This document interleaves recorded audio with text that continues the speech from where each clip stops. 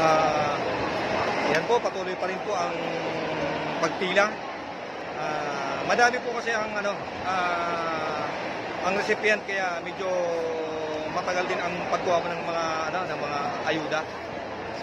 Sige po, sana po i-share niyo po ang live natin at kung ano po ang maganda, yun po lang ang ating bibigyan ng pansin, kung ano pa ang mga programa na nakakatulong sa mga mahihirap at sa mga natin, mga kababayan na nangangailangan ng kunting tulong.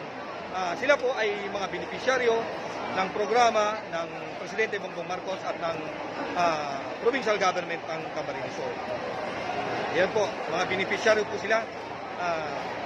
Kung ano po ang maganda, suportahan natin kung ano nakakatulong sa bayan at sa mga nangangailangan ng tulong na mamamayan. Salamat po. Saludo para sa pagtulong serbisyo. Salamat po. Bye-bye.